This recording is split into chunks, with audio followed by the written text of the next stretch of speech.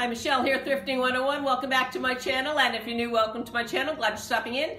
The other day I went to Salvation Army, just ran in real quick and saw that they were having a 75% off sale, and they were setting things up all morning long, so that's what I did. I was here all morning long, and I'm going to break it up into 2 videos, and this is the first. Hope you enjoy.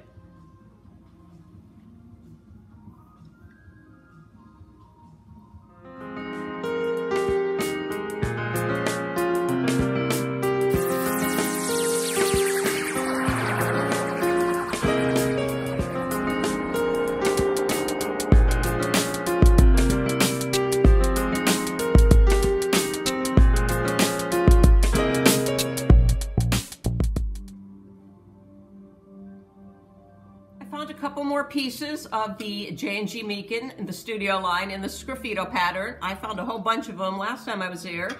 These are 50% off. I've got another bread and butter plate. And I found this really cool platter. It needs a little cleaning up, but at 50% off, $1.99, I couldn't pass it up.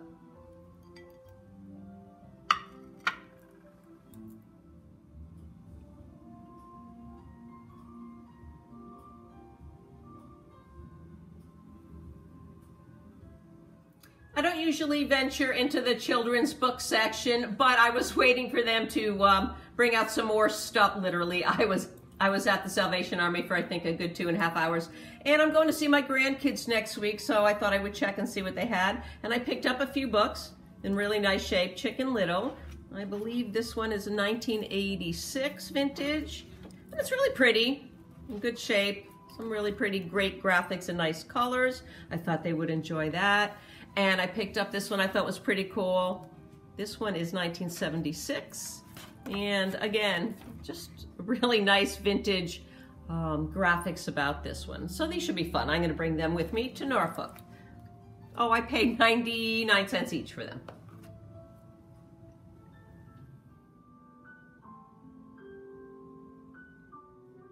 This set of 5 was sitting there a time before I bought it. I kind of picked it up and thought about buying it, but I didn't, and I waited till they were on sale, and I did buy them. Actually, I was supposed to spend some time with my girlfriend, and I called her and said, I think I'm hunkering down today at the Salvation Army. So she came over and joined me there. She was she almost purchased these. She decided not to. She'd had enough stuff. So I did pick them up. Like I said, they're half price. They're Terra Mi Crisa. They're Mexican milk glass. See right here, they're Dinaware. The line is Dinaware. And I always thought that Terra Mi Crisa was the name of the company, but the name of the company, company is actually Vitro Crisa. And they changed the name in 1995 just to plain Crisa. Milk glass that was made mostly for the Latin market, 1950s to the 1970s. This doesn't really have a name. It's VRI1, that's the technical pattern name. Everybody calls it Brown Daisy. And they were brought out by Libby in 2006. I paid $5.50 for all 5 pieces. And I'm gonna ask about $20 for the lot.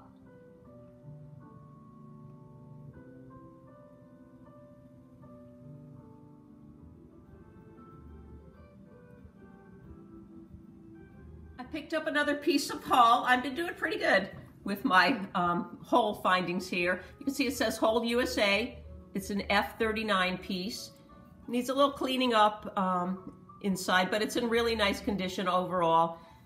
It was $1.99 and yellow was 30% off. This is mid-century, probably the 1950s to 60s, and holds out, or was, not in existence anymore. It was a company out of Crooksville, Ohio, and they were in production between 1905 and 1986.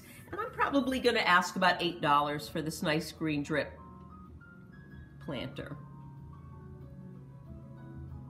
Princess House, Fantasia pattern. I found this cruette in really, really nice shape. It was originally $2.99. It was half price at $1.50. Princess House Fantasia line's been in production forever, since 1965. Still in production now. It's in really nice shape. It's nice tight fitting top right here. I'm gonna ask $10 for it.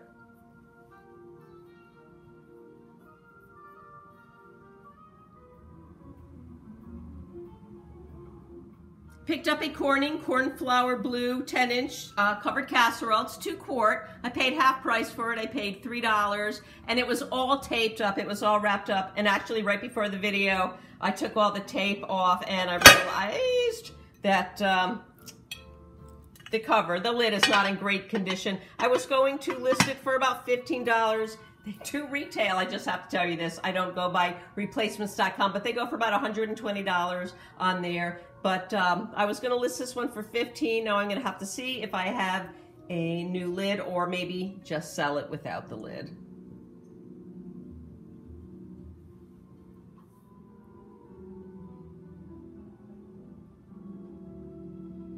This was probably my favorite find of the day. I have 7 soup bowls here. They're 7 3/4, excuse me, rim soup bowls. They're Nancy Calhoun in the Images line. They're made in Japan, and the color is yellow.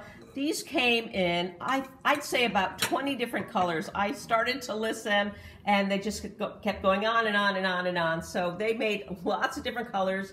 And what I like about these bowls is it's a good alternative to Fiesta ware.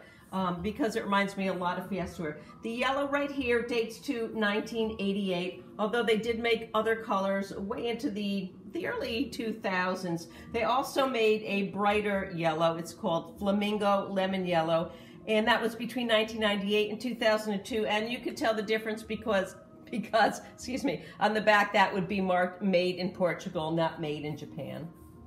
Then I'm going to ask about $5 a bowl for them.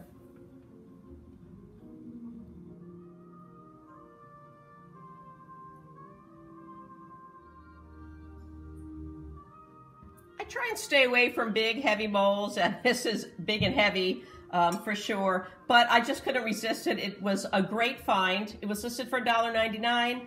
It was 20% or 30% off of that, excuse me, and it's a 1977 promo bowl, popcorn bowl for Orville Redenbacher, and I found all this really cool information on Orville Redenbacher. I had it all written down to share with you, and then I found a video that had all that information in it, which I'm going to put in the outtakes. So stick around for the outtakes and you'll find some really cool stuff out about Orville Redenbacher. I'm going to ask about $22 for it, plus shipping. It's really heavy. The last one I saw sold for $30.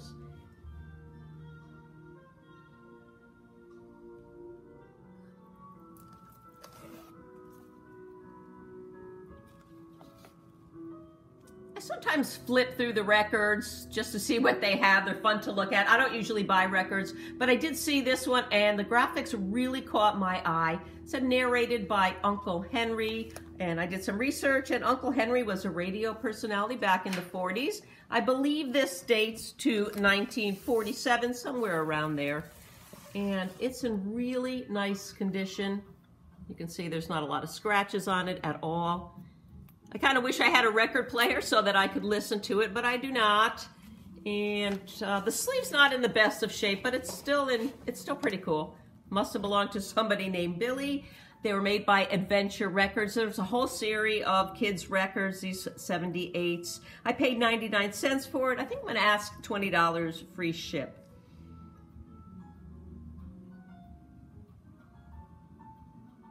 I know some of you eagle-eyed viewers are going to notice these beautiful platters that are on the table tonight that are usually not on the table. I just put them on the table. I found them unpacking. I bought them at the wooden nickel store. I think I paid $1.50 or so for them. They're beautiful. They are, the pattern is Alt Strasbourg. They're Villeroy and Bosch. And I just listed them and I just put them on the table to enjoy them for a little while before they sell. That's it. Hope you enjoyed the haul tonight. I'm going to get around to part 2, hopefully, before I go see my granddaughters next week. Don't forget to stick around and see the Orville Redenbacher commercial, vintage commercial, in the outtakes. Thanks again for watching. Have a great day. Don't forget to leave me a comment, like, share, and subscribe. Hello, I'm Orville Redenbacher from Valparaiso, Indiana, and this is 4 ounces of my Orville Redenbacher's Gourmet Popping Corn. This is 4 ounces of your ordinary popping corn. That's popping, okay? Look at mine, it's blowing the top right off of the popper. Orville had kind of an interest in popcorn since a young age, and they decided to get into the specialty popcorn hybrids. And with a high pop volume and very low unpopped kernels. See any old maids? Near 100% pop.